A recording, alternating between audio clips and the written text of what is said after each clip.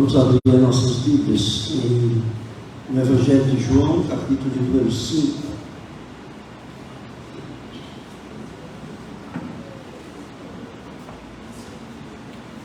Evangelho de João, capítulo de número 5.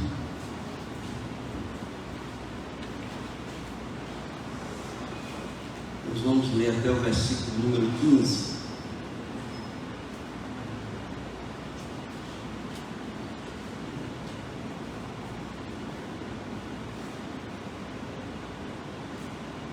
Depois disto, havia uma festa entre os judeus, e Jesus subiu a Jerusalém. Ora, em Jerusalém, há, próximo à porta das ovelhas, um tanque chamado em hebreu Betesda, o qual tem 5 alpendres. Nestes jazia grande multidão de enfermos, cegos, mancos e ressecados, ou paralíticos em algumas versões, esperando o movimento da água. Porquanto um anjo descia em certo tempo ao tanque e agitava a água, e o primeiro que ali descia, depois do movimento da água, sarava de qualquer enfermidade que tivesse. E estava ali um homem que havia 38 anos, se achava enfermo. E Jesus, vendo este deitado e sabendo que estava nesse estado havia muito tempo, disse-lhe: queres ficar curado?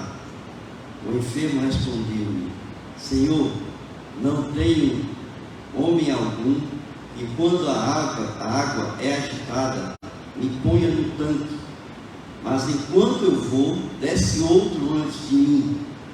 Jesus disse-lhe: levanta-te, toma o teu leito e anda. Logo aquele homem ficou são e tomou seu leito e andava. E aquele dia era sábado. Então os judeus disseram àquele que tinha sido curado: é sábado, não te é lícito levar o leito? Ele respondeu-lhes: aquele que me curou, ele próprio disse: toma o teu leito e anda. Perguntaram-lhe, pois, quem é o homem que te disse: toma o teu leito e anda? E o que fora curado não sabia quem era, porque Jesus se havia retirado, em razão de naquele lugar haver grande multidão. Depois Jesus encontrou no templo e disse-lhe: eis que já estás são, não peques mais, para que não te suceda alguma coisa pior. E aquele homem foi e anunciou aos judeus que Jesus era o que o curara. Amém, queridos? Muito bem, esse texto no Evangelho de João, que é um texto bem conhecido da maioria dos que aqui estão presentes, e fala do momento em que Jesus ele estava na Galileia e ele sobe para Jerusalém. Sai da Galileia e sobe até Jerusalém para participar de uma festa, ali uma festa dos judeus. E na verdade o relato ele não diz bem qual é a festa, e nós não sabemos exatamente qual era a festa que Jesus estava indo participar. No entanto, ele foi para Jerusalém, e quando ele está indo, passando ao lado dos portões, dos muros, ele passa pelo tanque de Betesda. E ali no tanque de Betesda, ele vê esse homem que estava há 38 anos doente.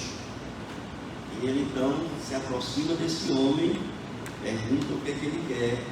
E o homem fala o que quer e as dificuldades que ele enfrenta para conseguir alcançar aquilo que quer. E aí então Jesus realiza a cura que ele estava querendo receber. Agora, interessante nesse relato, queridos, que a gente pode começar a perceber algumas coisas que nos trazem alguma admiração nesse texto, nesse relato aqui do Evangelho de João. Porque vamos assim dizer, no relato, aquele homem que foi curado por Jesus, ele não conhecia Jesus. Vocês terem uma ideia, era mais ou menos o segundo ano do ministério de Jesus. Mais ou menos o segundo ano do ministério dele. Significava dizer que Jesus já era muito conhecido. Jesus já era bastante conhecido, milhares de pessoas o seguiam, multidões de pessoas o seguiam, e aquele homem, especificamente aquele homem, ou aquela multidão que se encontrava ali no tanque de Betesda, não conhecia Jesus. Tanto é que os judeus perguntam para ele: quem foi que te curou? E ele disse que não conhecia quem era aquela pessoa que o havia curado. E isso nos coloca, irmãos, diante de algumas questões, porque o que aquele homem estava fazendo ali era buscando a cura, e estava buscando a cura vamos dizer assim, num processo cultural daquela época, que se acreditava, uma crença cultural, e se acreditava que ao entrar na água, depois que a água era mexida, a crença era o seguinte: o anjo vinha em determinado momento, ninguém sabia qual era o momento, ele vinha, ele mexia na água, e quando a água era mexida, assim que ela terminava de ser mexida, a primeira pessoa que entrasse naquela água seria curada. Essa era a crença. E as pessoas iam para lá, e multidões de pessoas acreditavam nessa questão. E eles então ficavam ali o dia todo esperando a oportunidade da água mexer para entrar naquele tanque. Agora, eles estavam tão focados nessa crença popular que eles esqueceram do que estava acontecendo por fora. E o que estava acontecendo por fora? Jesus Cristo estava pregando o Evangelho e que estava curando as pessoas. Aonde ele passava, ele realizava milagres, pessoas eram curadas, e ele pregava o Evangelho, e as pessoas ficavam admiradas com os ensinos de Jesus, com os milagres de Jesus, e aquelas pessoas simplesmente estavam cegas para aquilo que estava acontecendo, focadas numa crença popular, e elas não conheciam a pessoa de Jesus. Depois de 2 anos, queridos, de ministério, Jesus estava ali, e eles simplesmente não conheciam Jesus. Eu fico imaginando, porque isso não é uma coisa localizada, não é uma coisa localizada.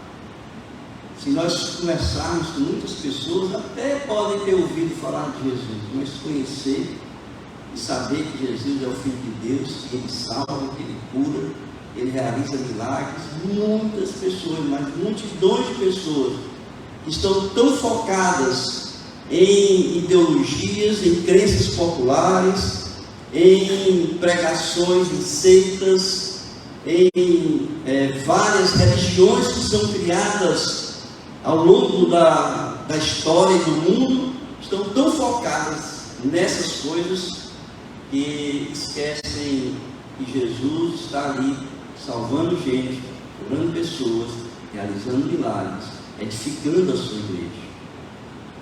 Então não é algo isolado, não é algo que aconteceu ali, nunca mais vai acontecer. Porque as pessoas do mundo hoje são alienadas do contexto da religião. São tão alienadas do contexto da religião, irmãos, que até perseguem aqueles que são religiosos, porque não creem e não acreditam. Naquele momento ali, Jesus chega para aquela pessoa, pergunta o que é que ele quer, e ele diz que quer ser curado. Jesus cura aquela pessoa.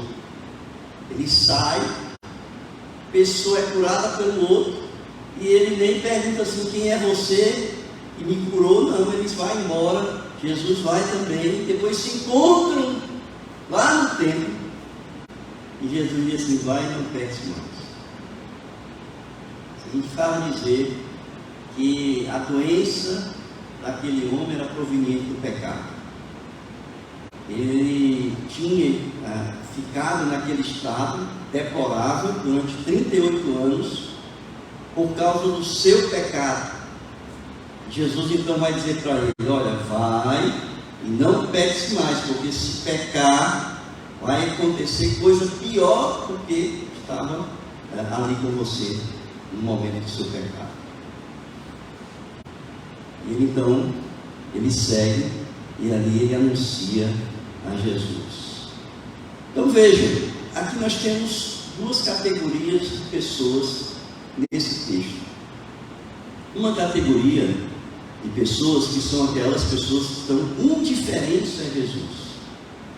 Quem são essas pessoas aqui que são indiferentes a Jesus? É aquelas que estavam lá dentro do tanque de Betesda. No tanque de Betesda tem um tanque, né? Ele tem várias repartições assim do tanque. Por isso que ele diz aqui que tem, né, quando ele diz aqui no tanque das ovelhas, o qual tinha 5 alpenes.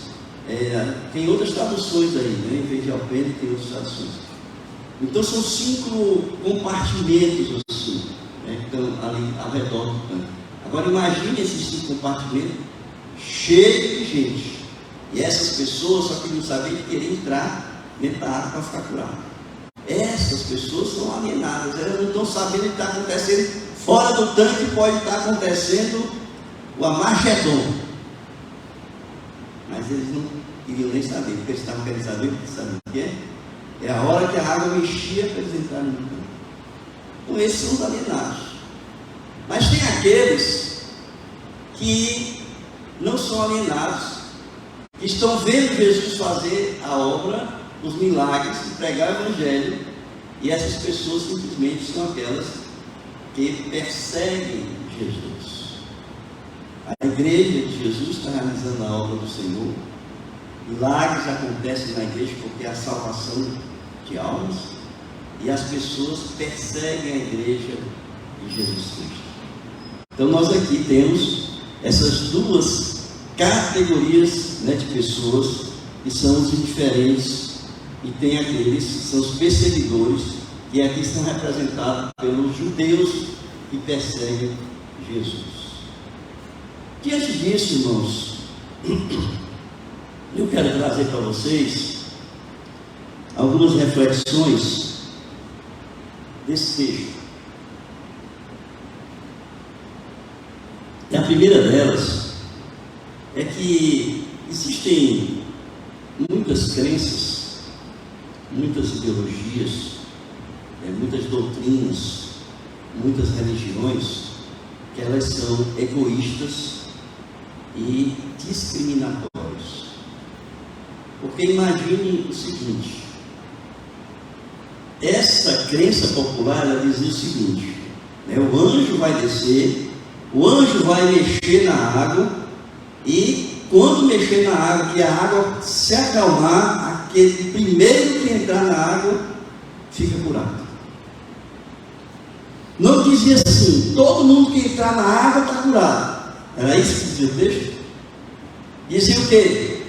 O primeiro que entrar na água está curado. Agora imagine uma multidão de cegos, uma multidão de paralíticos, uma multidão de coxos, uma multidão de enfermos, doido para ser curado, esperando que a água mexesse, mas somente um é que seria curado. O que acontece?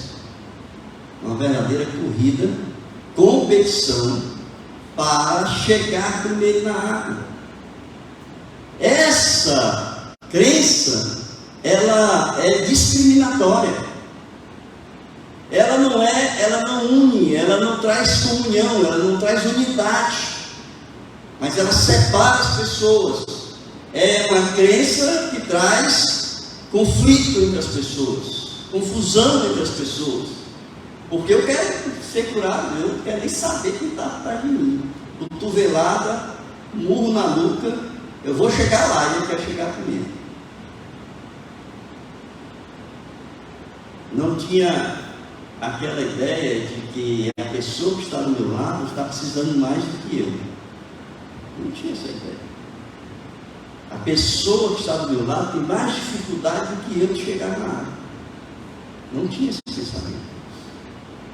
O pensamento era ali, e eu quero chegar primeiro.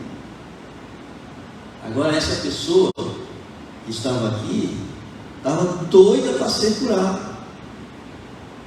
Doida para ser curada. Eu não sei quanto tempo ele estava, eu não sei quanto tempo essa crença, mas ele estava doente há 38 anos, diz o texto, mas não disse que há 38 anos ele estava ali, na beira do tanque. Mas a gente sabe que é uma coisa antiga, que era uma coisa antiga, que estava há muito tempo ali. Agora, há muito tempo ali, e não tinha, ele disse para Jesus: Senhor, eu quero ser curado, mas não tem ninguém que me carregue e me ponha na água. E quando eu tento sair, agora o paralítico tentando andar para chegar, ele não vai chegar nunca comigo. Nem, irmãos, as pessoas que estão lá fora, que possam entrar no tanque para ajudar os outros que não podem, que têm dificuldade para entrar na água.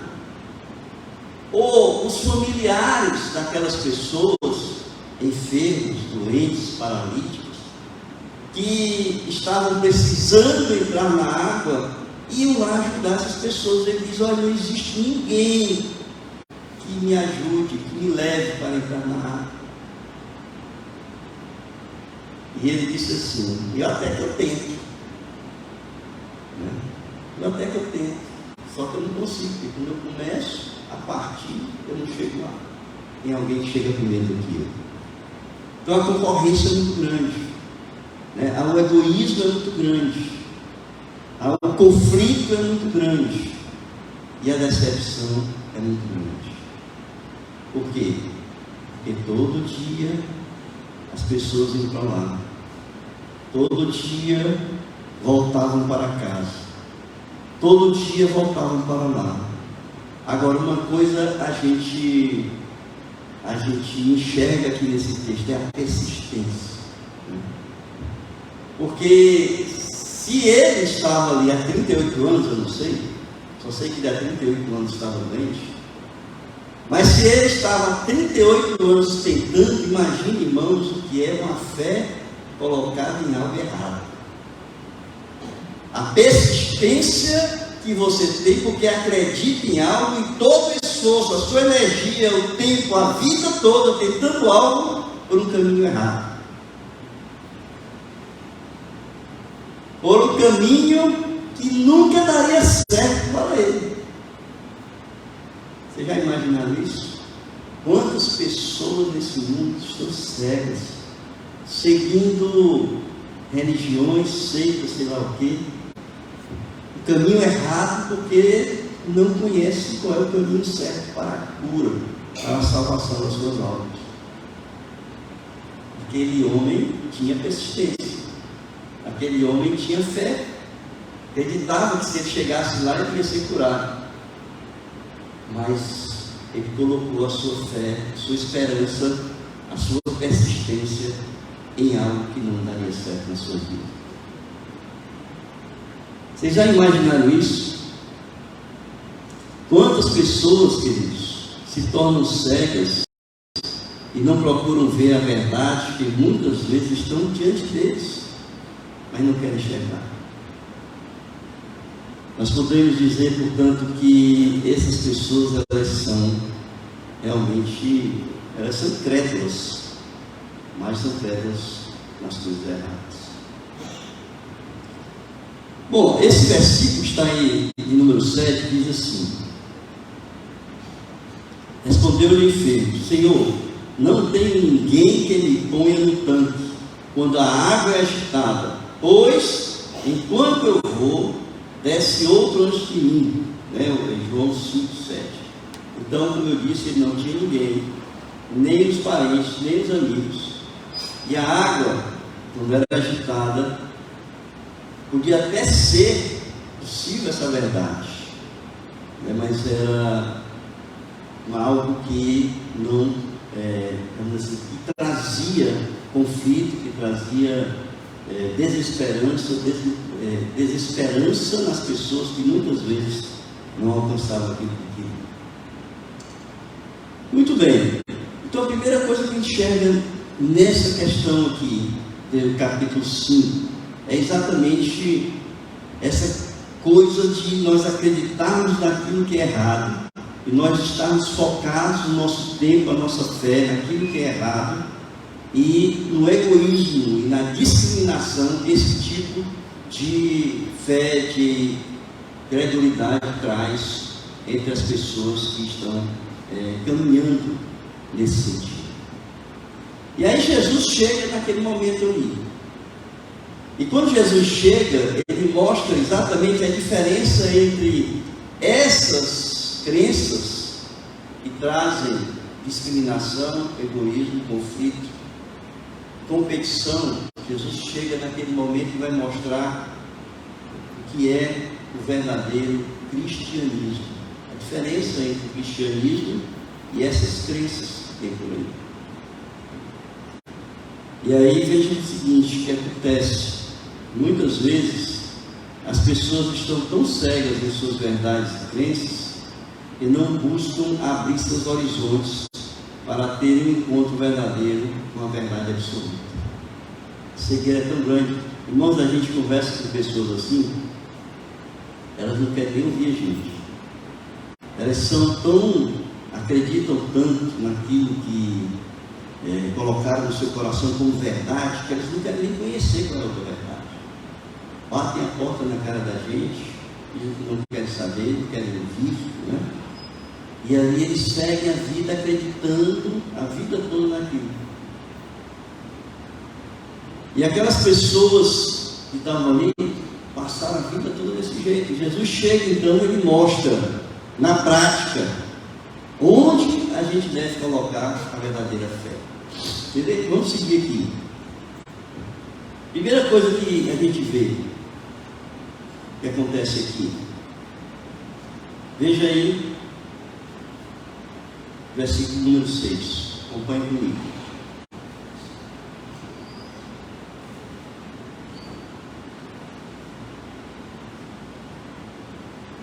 O que é que diz aí? Jesus viu, não é isso? Jesus estava passando e o que é que ele fez? Ele viu. O que é que ele viu, irmãos? Ele viu uma pessoa carente. Ele viu uma pessoa necessitada.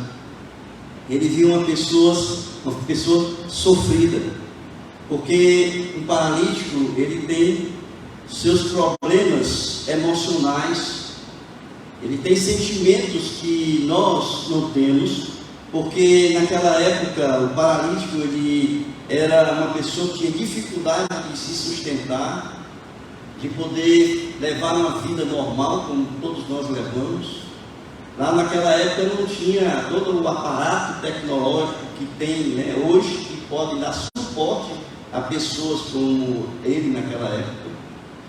E ele então tinha, né, todo um processo de sofrimento, de dificuldade, e Jesus quando passa, o que é que ele faz? Ele vê aquela pessoa. E eu fico imaginando, irmãos, nós que somos crentes, nós que somos cristãos, membros da igreja de Jesus Cristo, que estamos saindo todos os dias às ruas. Todos os dias nós andamos por aí. E eu pergunto para vocês, quantas vezes vocês olharam e viram com o mesmo olhar que Jesus olhou para aquele homem e percebeu as necessidades, as dificuldades, os problemas que aquele homem estava enfrentando? Nós somos alheios. O nosso olhar é um olhar de cegueira para os problemas, para as dificuldades das outras pessoas. Nós passamos pelas pessoas, mas somos cegos porque não enxergamos o sofrimento dos outros. Nós olhamos muito mais para dentro de nós, enxergamos o nosso sofrimento, as nossas lutas, as nossas dificuldades, mas nós somos incapazes de olhar, de passar pela rua e ver as pessoas, olhar para as pessoas com um olhar diferenciado para essas pessoas. Jesus mostra uma realidade diferente, uma realidade que eles não conheciam ali no campo de Betesda, que os religiosos simplesmente discriminavam aquelas pessoas porque eles estavam impossibilitados de entrar no templo para adorar o Senhor. Eles eram marginalizados dos rituais religiosos dentro do templo por causa da sua doença, por causa das suas dificuldades que tinha até de locomoção. Eram discriminados. Jesus então passa e vê aquela pessoa. Depois que ele vê, o que é que ele faz? Ele vai até a pessoa. Ele vai, ele vê, ele identifica os problemas, as dificuldades, e ele faz o quê? Ele vai até a pessoa. Diferente, né, irmãos? Porque aquela crença popular dizia o seguinte: corra e venha para pular dentro da água. Se você for o melhor, se você for o mais esperto, se você for o melhor atleta, você vai chegar primeiro e você vai conseguir o prêmio. Jesus não diz assim: venham todos a mim, corram para mim, é aquele que chegar primeiro e tocar na minha veste vai ser curado. Foi isso que Jesus fez? Não. No verdadeiro cristianismo, irmãos, nós temos que ir até as pessoas. Nós temos que olhar, identificar as dificuldades, as necessidades, as dores que aquelas pessoas estão passando, e nós temos que ir até estas pessoas. Nós temos que ir até elas, porque elas, muitas vezes, elas estão incapacitadas de vir até nós, mesmo porque elas não nos conhecem. Como aquelas pessoas não conheciam Jesus, muitas dessas pessoas que estão aí não nos conhecem. E nós precisamos então nos apresentar e chegar até elas, e ali então oferecer aquilo que elas precisam. O que Jesus fez? Jesus estava passando, ele viu, ele parou, ele foi até a pessoa, ele sabia, diz o texto, que há muito tempo ele estava naquele estado, e ele então pergunta para aquela pessoa: queres ser curado? Queres ser curado? Jesus não chegou dizendo assim: eu vou te curar. Jesus não chegou dizendo logo assim: levanta e sai logo correndo. Mas Jesus respeitou a vontade daquele homem. Ele sabia qual era a necessidade do homem. Ele sabia do que ele precisava. Ele simplesmente poderia chegar até aquele homem e dizer assim: levanta e anda. Mas ele chega para aquele homem e pergunta assim: tu queres ser curado? O que Jesus estava dizendo com isso? Você quer realmente ser curado? Você vai agora saber qual é a diferença entre uma crença popular, onde você botou a sua fé, onde você botou a sua esperança, onde você acreditou durante tantos anos e nunca foi curado. Agora você pode ser curado. Você quer ser curado? Você tem que olhar para mim. Era isso que Jesus estava dizendo. Você tem que acreditar que Jesus Cristo é capaz de lhe dar a cura que você precisa. Jesus então pergunta, respeitando-lhe a vontade daquele homem, fazendo ele refletir sobre o tempo perdido, o esforço perdido, a vida perdida naquele tanque. Jesus simplesmente diz assim: quer ser curado? E ele reflete sobre isso. A reflexão dele é profunda, irmãos, porque ele diz assim: Senhor, mas não tem ninguém que me leve, e quando eu tento ir, alguém chega primeiro do que eu. Jesus então, percebendo ali e vendo, que aquele homem começou a perceber a diferença entre o que ele estava acreditando e aquilo que Jesus estava oferecendo. Jesus agora diz assim: levanta e anda. Jesus usou ali, sabe de quê, irmãos? De amor. Jesus usou ali de compaixão. Jesus usou de misericórdia. É por isso que nós precisamos mostrar aonde nós andamos, irmãos, o verdadeiro cristianismo. O verdadeiro cristianismo é quando nós passamos pelas multidões, pelas pessoas, e nós conseguimos enxergar dentro da multidão aquelas pessoas que são carentes e necessitadas. Que nós precisamos chegar até essas pessoas e oferecer a nossa ajuda. Não é chegar fazendo, falando e já entregando aquilo que a pessoa precisa, mas oferecendo a nossa ajuda. E aquela pessoa, se tiver vontade de realmente receber de nós, nós temos que dar para eles. Se não, a gente tem que respeitar a decisão de cada um. Jesus então ali oferece amor, e é isso que nós devemos oferecer para as pessoas. Jesus oferece compaixão, e é isso que nós devemos ter pelas pessoas. Jesus oferece misericórdia, e é isso que nós devemos oferecer para as pessoas.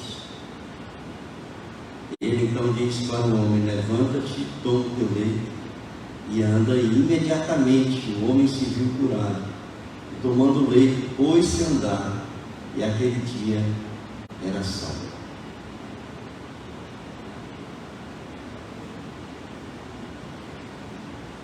A cura de Jesus foi completa, porque logo depois aquele homem não podia entrar no templo. Jesus encontrou ele no templo. Possivelmente ele foi ali para agradecer a Deus o milagre recebido, e não sabia nem de quem era, mas ele tinha recebido o milagre. E ele então se encontra com Jesus ali no templo, e Jesus fala, como ele falou àquela mulher adúltera: vai, não peques mais. Ali Jesus falou para aquele paralítico e disse assim: vai, não peques mais, porque se pecares, coisa pior vai acontecer na tua vida. Existe um texto que está em Mateus capítulo 12, versículos 43 a 45, que diz assim: quando o espírito imundo sai do homem e anda por lugares áridos procurando repouso, porém não encontra, por isso diz: voltarei para minha casa de onde saí. E tendo voltado, a encontra vazia, varrida e ornamentada. Então vai e leva consigo outros 7 espíritos, piores do que ele, e entrando habitam ali.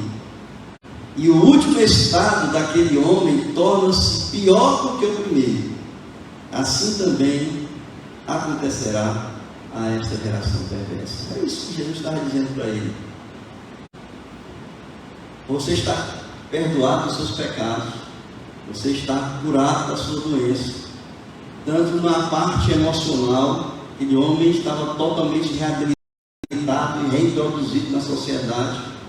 Tanto na área espiritual, aquele homem agora volta a frequentar o templo, quanto na área física.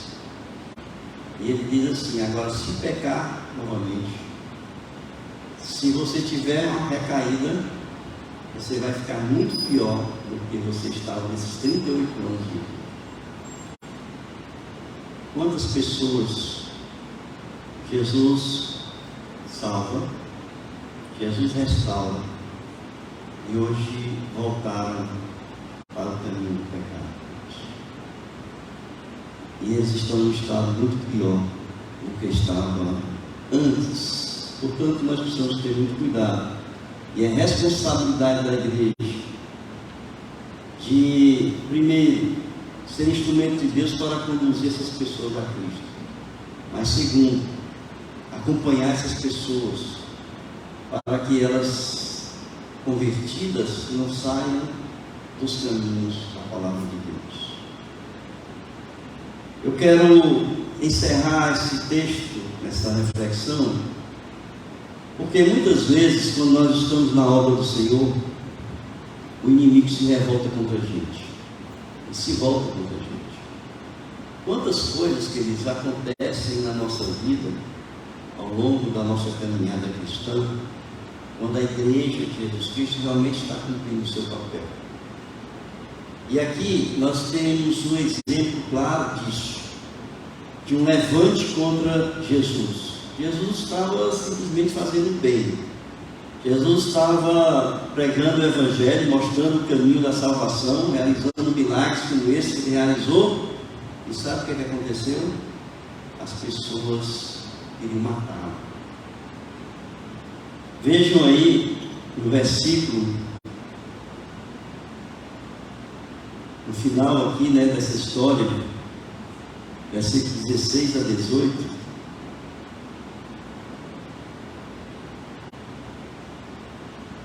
Diz assim: e os judeus perseguiram Jesus porque fazia estas coisas no sábado.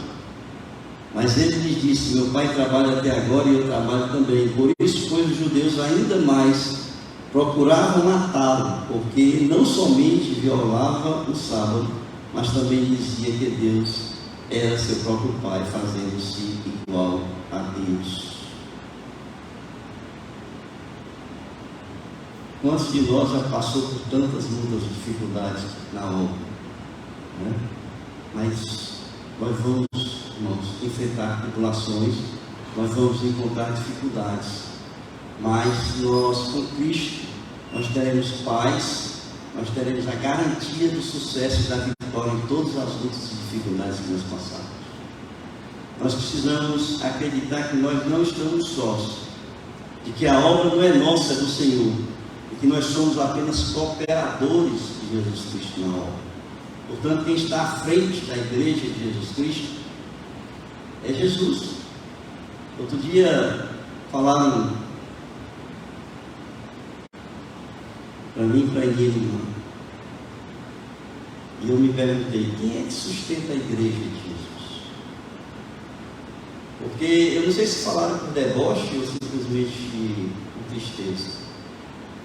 Porque disseram assim, que as pessoas que sustentavam a igreja saíram da igreja. E eu fiquei pensando: quem é que sustenta a igreja? São as pessoas, que a igreja não são. A igreja somos nós, mas não é nossa. A igreja de Jesus Cristo é de Jesus, e quem sustenta a igreja é Jesus Cristo. Não são as pessoas, não são os homens, não são as mulheres, não são aquelas pessoas que contribuem com o seu dízimo, com as suas ofertas, mas são aquelas que o Senhor levanta para o serviço, para a realização da obra do Senhor. Então nós não precisamos nos preocupar, irmãos. Nós só precisamos nos colocar à disposição do Senhor. Vamos passar por lutas? Vamos. Vamos passar por dificuldades? Vamos. Mas eu tenho a certeza absoluta de que a vitória é nossa, porque está escrito aqui na palavra de Deus. A vitória é nossa. Então vamos seguir o exemplo de Jesus, que ele simplesmente mostrou para aquela multidão que estava no tanque, alienada, que não sabia nem quem era Jesus, e acreditando em coisas falsas.